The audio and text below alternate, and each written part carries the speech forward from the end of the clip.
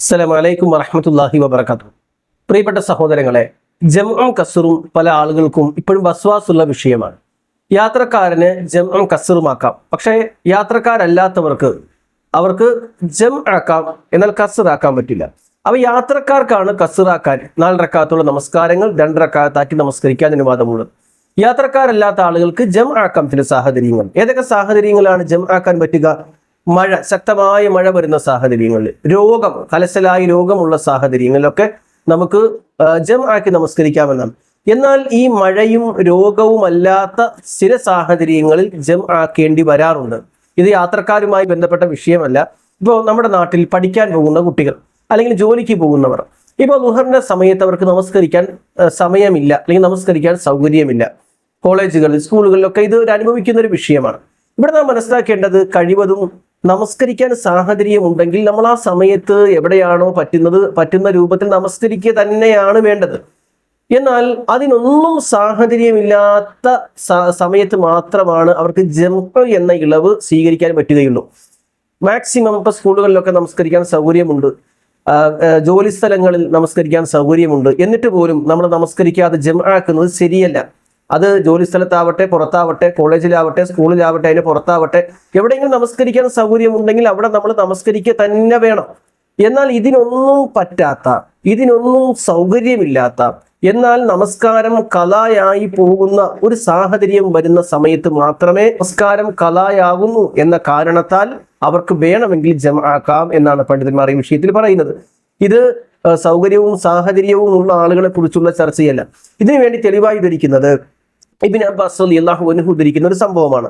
ജമഅ റസൂലുള്ളാഹി സ്വല്ലല്ലാഹു അലൈഹി വസല്ലം ബൈന ദുഹരി വൽ അസ്രി വൽ മഗ്രിബ് വൽ ഇശാഇ ബിൽ മദീന ഫീ ഗൈരി ഖൗഫിൻ വലാ മതർ. നബി സല്ലല്ലാഹു അലൈഹി വസല്ലം മഗ്രിബും ഇശായും ളുഹറും അതേപോലെ തന്നെ അസ്റും ജം ആക്കി നമസ്കരിച്ചു. ഫീ ഗൈരി ഖൗഫിൻ വലാ മതർ, ഭയമില്ലാത്ത സാഹചര്യങ്ങളിലും അതേപോലെ തന്നെ മഴയില്ലാത്ത സാഹചര്യങ്ങളിലും. അപ്പൊ ജം ആക്കാൻ അനുവദിക്കപ്പെട്ട സാഹചര്യം എന്താണ്?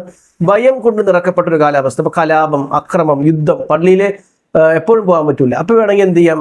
ളുഹർ അസ്റും ജമാഅത്ത് അനുസരിച്ചിട്ട് വീട്ടിൽ പോകാം, പിന്നെ മഗ്രിബിന് വരിക അല്ലെങ്കിൽ ഇഷാക്ക് വരിക, എപ്പോഴാണോ ഉതകുന്ന സമയം. അങ്ങനെ കലാപം കൊണ്ടും അക്രമം കൊണ്ടും ഭയവിഫുലമായ ഒരു സാഹചര്യം ഉണ്ടെങ്കിൽ ചെയ്യാം. രണ്ടാമത്തത്, തൊരാത്ത മഴ പെയ്യുമ്പോൾ അങ്ങനെയുള്ള സാഹചര്യങ്ങൾ ജം ആക്കാം. അത് നിസ്സാരമായി ചെറിയ മഴയല്ല, പ്രളയം പോലെ വലിയ മഴ, പുറത്തിറങ്ങാൻ പറ്റാത്ത മഴ, അതുകൊണ്ട് അങ്ങനെ അർത്ഥമാക്കിയാൽ മതി. പുറത്തിറങ്ങാൻ പറ്റാത്ത തരത്തിലുള്ള നല്ല മഴ, ഈ സമയത്തും എന്ത് ചെയ്യാം? ജം ആക്കാവുന്നതാണ്. എന്നാൽ ഇതല്ലാത്ത ഈ ജോലിയുടെയും പഠനത്തിന്റെയും മറ്റു കാര്യങ്ങളുടെയും പേരിൽ ജംഉമായി ബന്ധപ്പെട്ട ഒരു വിഷയം നമുക്ക് കാണാൻ കഴിയില്ല. പക്ഷെ ഈ ഹദീസ് പ്രകാരം റസൂലുള്ളാഹി സ്വല്ലല്ലാഹു അലൈഹി വസല്ലം ഖൗഫ്, ഭയമില്ലാത്ത സാഹചര്യത്തിൽ, അല്ലെങ്കിൽ രോഗമല്ലാത്ത ഭയമല്ലാത്ത മഴയില്ലാത്ത സാഹചര്യങ്ങളിൽ റസൂലുള്ളാഹി സ്വല്ലല്ലാഹു അലൈഹി വസല്ലം ജം ആക്കി എന്നാണ് ഈ ഹദീസിലുള്ളത്.